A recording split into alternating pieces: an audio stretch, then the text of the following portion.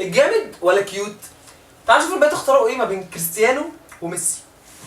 حد فيكم مرتبط؟ لا. ايه تقوليها بقلم ليه كده؟ لا مش بقلم ولا حاجه. دلوقتي انت قدامك كريستيانو وميسي، تمام؟ لو في واحد هما الاثنين اتقدموا لك هتختاري مين؟ ميسي. لا كريستيانو. إيه كريستيانو ليه بقى؟ رونالدو. لو اتعرض عليكي ان انت تتجوزي كريستيانو ولا ميسي تتجوزي مين؟ اكيد كريستيانو طبعا اكيد. ليه بقى كريستيانو؟ امور. قاعدين دلوقتي كل واحده فيكم في بيتها، فجاه لقيت في البيت دخل لها كريستيانو وميسي وبيتقدم لها، تمام؟ هتختاري مين وهتختاري مين؟ كريستيانو. الاثنين. كريستيانو. الاثنين. الاثنين. ايه الجمال ده؟ الاثنين. هتختاري مين؟ ميسي. ميسي ليه بقى؟ ما اعرفش، بحب برشلونة يعني.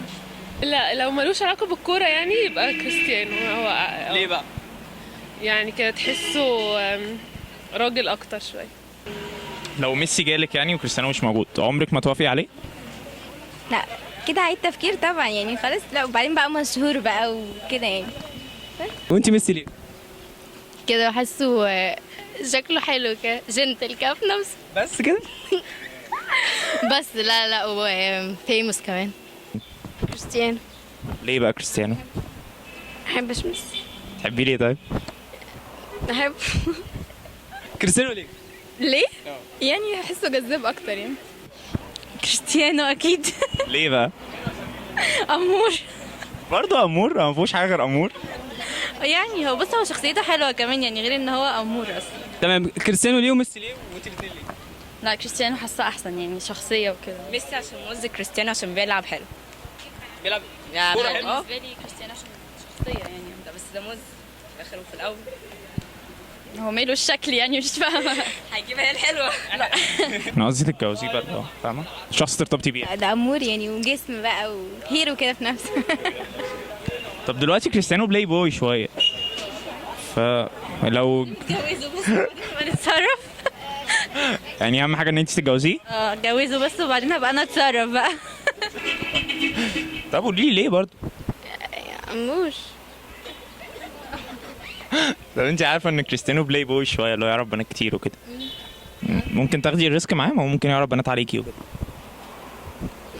قشطة عادي. قشطة عادي انه يعرف بنات عليكي؟ تقبلها الموضوع عادي؟ بصي دلوقتي انت عارفه ان كريستيانو بلاي بوي يعني بيكلم ستات كتير وكده، برضه هتوافقي عليه؟ لا لا ليه بقى؟ ما بحبش الولد المنتشر. يعني شهرة وجمال ويبقى سكسي طبعا؟ مش قوي.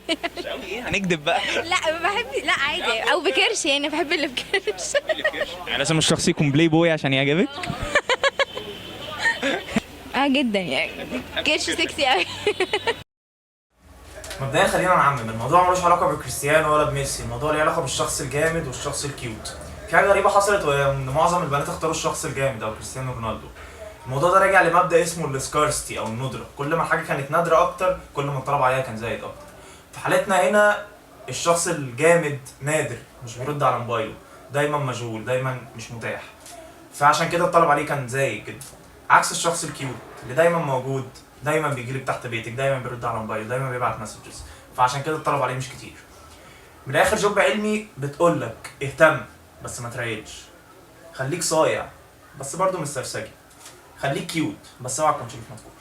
كلامي ده مش موجه لبنات ولا رجاله، الكلام ده للجنس البشري كله.